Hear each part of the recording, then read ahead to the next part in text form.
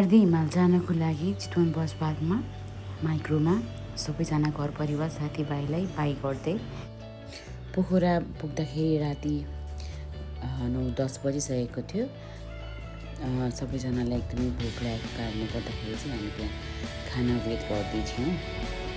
अनि अब हाम्रो ट्रेक स्टार्ट हुन्छ यो एउटा टिकटकबाट।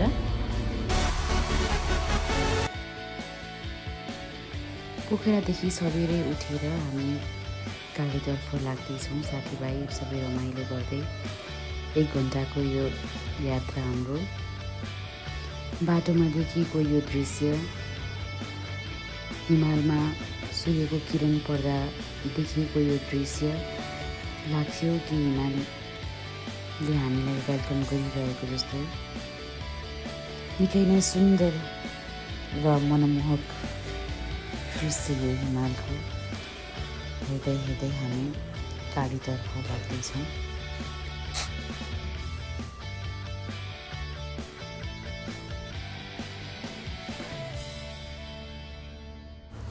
पोखराबाट हिँडेको करिब 1 घन्टा पछाडि हामी काँडे आइपुग्यौँ। हाम्रो यात्रा यहीँबाट सुरु हुने भएको कारणले हामी एउटा कप कफी खाएर यहाँबाट हाम्रो पहिलो डेस्टिनेसन भनेको अस्ट्रेलियन बेस क्याम्प रहेको छ। यहाँबाट अस्ट्रेलियन बेस क्याम्प भनेको लगभग 45 मिनटदेखि 1 घन्टाको रहेको छ।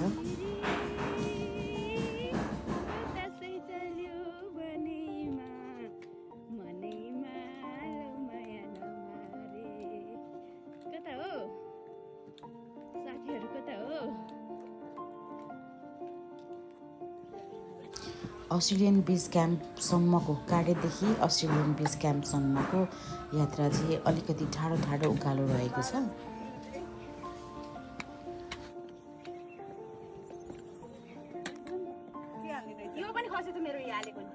बाटोमा यो औँसीले फलेको रहेछ। साथीहरू औँसीले टिपेर खाँदैछन्।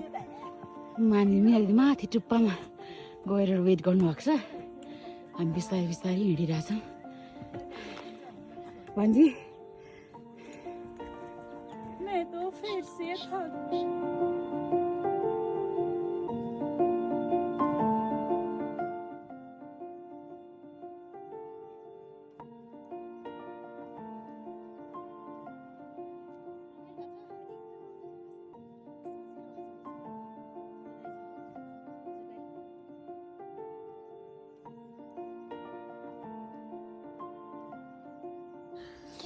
लगभग 1-1.25 घन्टाको हिँडाइ पछाडि हामी पुग्यौँ अस्ट्रेलियन बेस क्याम्प।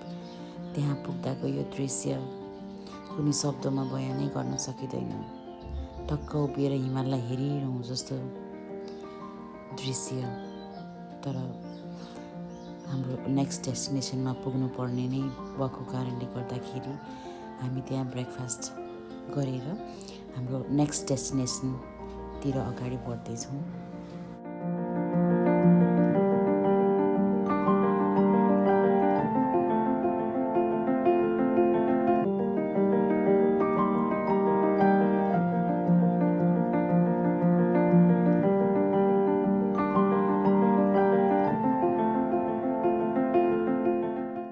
अस्ट्रेलियन क्याम्पबाट हिँडेको केही समयमा पोथना भन्ने ठाउँमा आइपुग्यौँ हामी।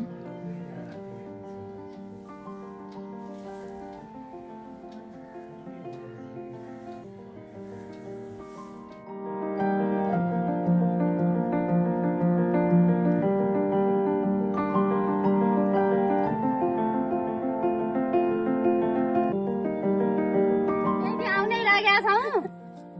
देखेर खाने अब कुरेल होइन, आइरहौँ कि हामी यहाँ त्यो के रे के भनेर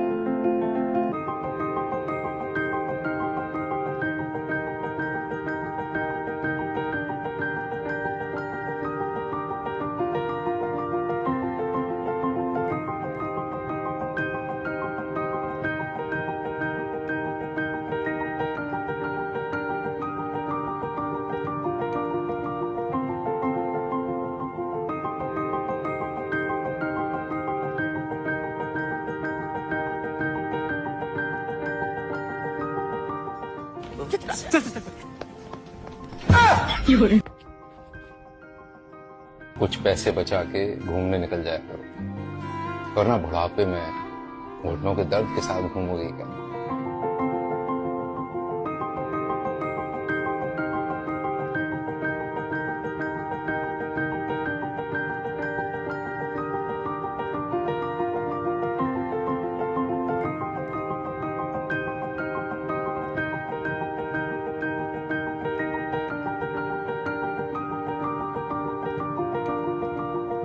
सुसैलीले बसन्तलाई डाको डाको जस्तो फुलले सँगै अटुट नाता गाँसो गाँसो जस्तो नछोइने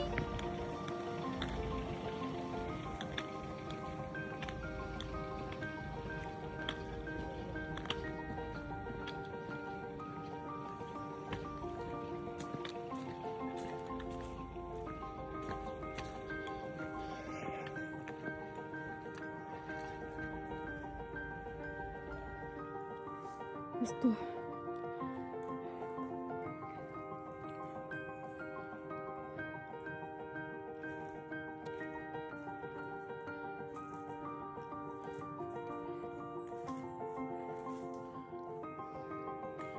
घना जङ्गल छ। यस्तो हामी यसरी हिँडिरहेका छौँ, साथीहरू अगाडि।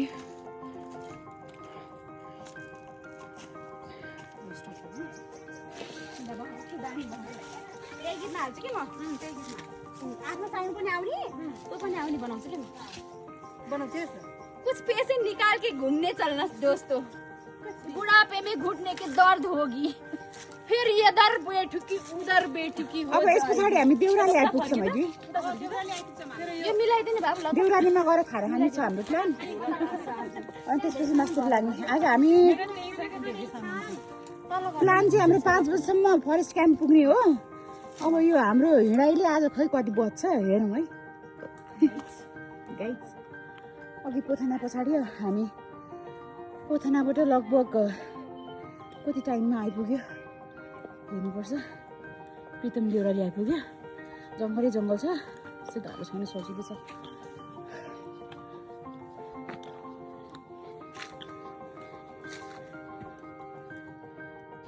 पोथनाबाट हिँडेको केही समयमा हामी प्रितम देउराली भन्ने ठाउँमा बसेर एकछिन रेस्ट गरेर अगाडि जाने डिसिजन गऱ्यौँ।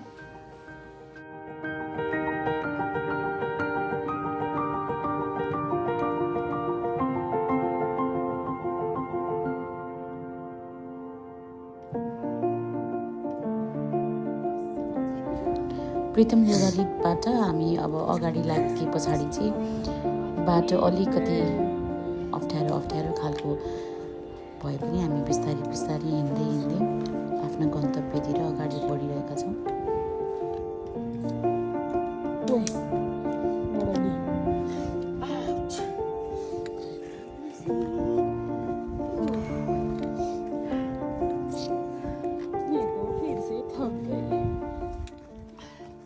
यस्तो छ हाम्रो जङ्गलको बिचमा, थकै लाएर सबैजना एकछिन रेस्ट गरेर एकछिन यहाँ खाँदैछौँ।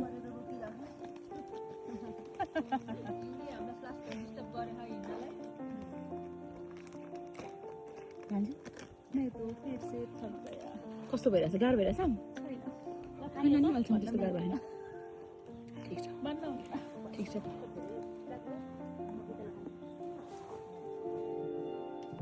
हामी सुइरी डाँडा भन्ने ठाउँमा एकछिन खाजा खाएर अगाडि जाने डिसिजन भयो। यहाँ हामी एकछिन रेस्ट गरेर त्यस पछाडि अब अगाडि डेस्टिनेसन भनेको फरेस्ट क्याम्प बनाएको छौँ। कहाँसम्म पुग्छौँ हेरौँ।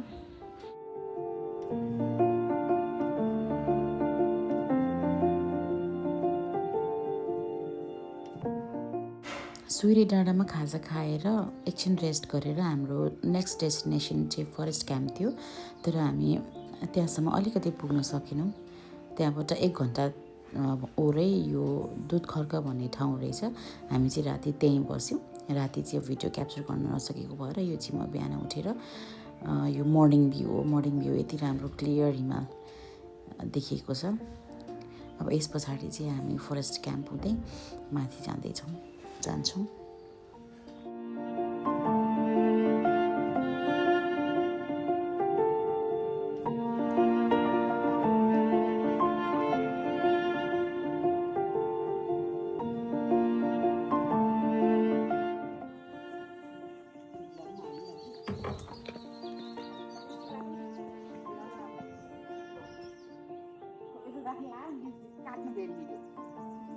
त्यही त्यसलाई मैले देखाएको छैन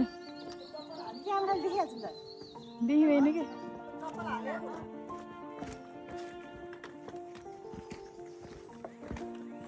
आज हामी हाइक्याम्प पुग्ने भनेर तर बस्नु चाहिँ हाइक्याम्प राति भयो पुग्न सक्दैन अनि यो क्याम्पमै बस्नु हाम्रो हिँडाइले त अब हेरौँ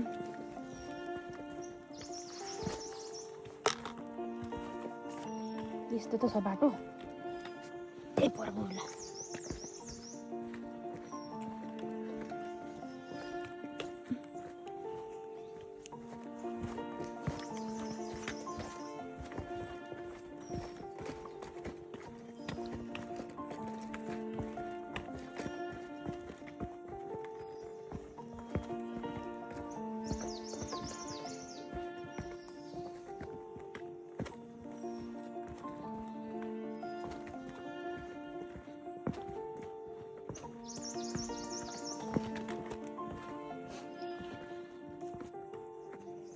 कति रहेछ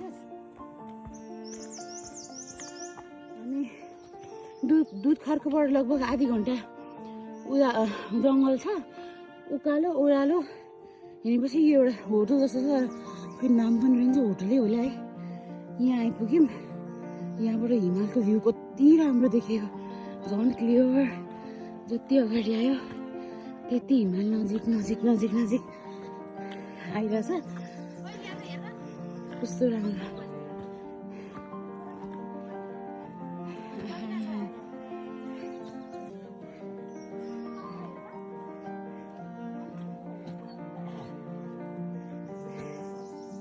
साथीहरू यहाँ भ्यू राम्रो भयो फोटो खिच्नु पर्यो भन्दैछ दुध खर्कबाट हिँडेको लगभग 1.5 घन्टा आइपुग्यो 1 घन्टा 1.5 घन्टामा चाहिँ हामी फरेस्ट क्याम्प आइपुग्यो फरेस्ट क्याम्प यहाँ चाहिँ अब हामी ब्रेकफास्ट गरेर अनि माथितिर लाग्ने तयारी छ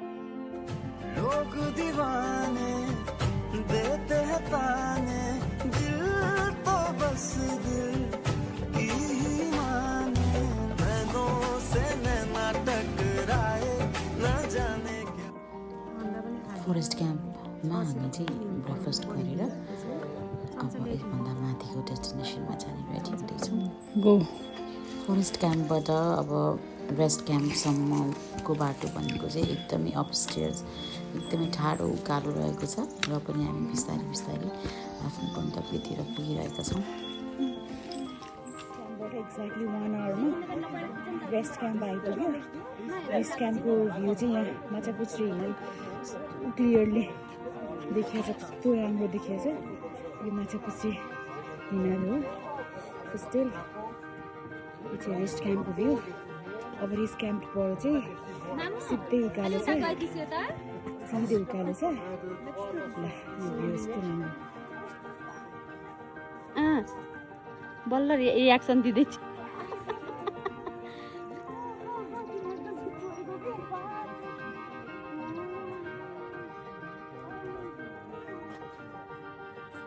बिचमा डान्स गर्ने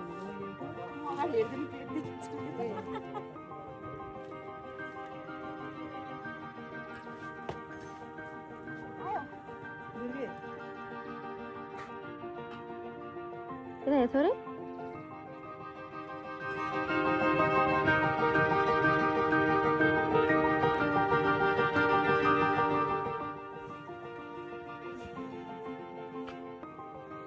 हामी 12 बजी लो क्याम्प आइपुग्यौँ। त्यसपछि रेस्ट गर्ने। अब हामी बादल डाँडामै चाहिँ बस्ने चाहिँ हाम्रो डिसिजन भयो, किनभने लेक लाग्न सक्ने प्रोबेबिलिटी एकदम धेरै हाई छ। त्यही भएर यहाँ मजाले रेस्ट गरेर 12 बजी आएको, 1, 2, साढे 2 होला है, 2.5 आवर्स नै खाना खायौँ, रेस्ट गऱ्यौँ। अब हामी बिस्तारै 1-1.5 घन्टाको बाटो छ, हामी बादल डाँडा जान्छौँ, त्यहाँ पुगेर रेस्ट गर्छौँ। अनि भोलि चाहिँ हामी हाई पोइन्टै पुगेर हामी फर्किन्छौँ। हजुर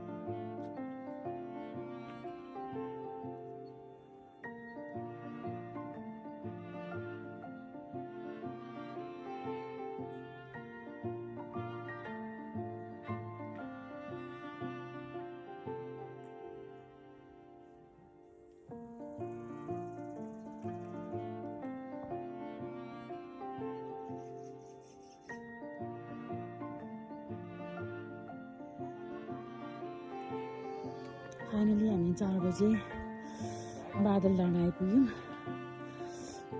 बादल डाँडाको मौसम चाहिँ यस्तो छ, एकदम जाडो छ, यस्तो चिसो छ,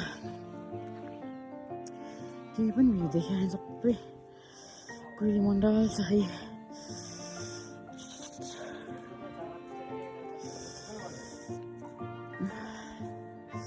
बाहिर यति भिडियो गर्दा पनि कस्तो जाडो भइरहेछ ठ्याङ्गेर, हेर्नु न सबै छोप्या छ है। अब यहाँबाट हामी भोलि बिहानै यहाँबाट हाई क्याम्पबाट भ्यू पोइन्ट, अनि त्यसपछि ओर्लिने हो।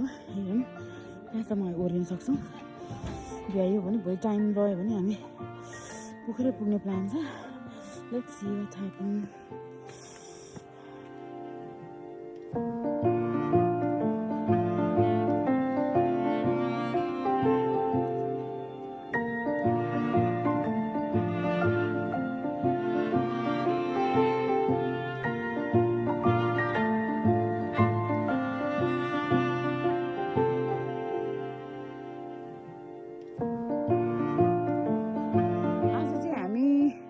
बादल डाँडाबाट भ्यू पोइन्टमा जाने भनेर प्लानिङ गरेको, तर मौसमले साथ दिएन हामीलाई, पानी परेर बिहान एकदम पानी पऱ्यो। त्यही भएर भ्यू पोइन्टमा गएर पनि केही पनि भ्यू छैन अरे। माथिबाट टुरिस्टहरू झरिरहनु भएको छ, उहाँहरूले भन्नुभएको छ माथि नजाँदै बेटर छ, त्यसमा केही देखिँदैन भन्नेको भएर हामी यहाँ त्यहाँ माथि देखिरहेछ। अनि त्यहाँ नजाने चाहिँ डिसिजन गरेर अब यहीँबाट एकछिन यो बादल खुले पछाडि अनि हामी फर्किने डिसिजन गरेका छौँ। नजिक छौँ हामी, तर अब वेदर नै खराब भएपछि नजाँदा बेटर होला भनेर हामी चाहिँ फर्किनु थालेको छौँ यहाँबाट। भ्यू पोइन्टबाट एकदमै नजिक 2 घन्टा मात्रै नजिक तल बसेर माथि चाहिँ हामी भ्यू पोइन्टसम्म पुग्न नपाए पनि यहाँ देखेको सबै दृश्यहरूलाई आँखामा कैद गर्दै मोबाइलमा सब अटाएसम्म फोटो भिडियोहरू गर्दै यहाँबाट हामी तल ओर्लिने डिसिजन गऱ्यौँ।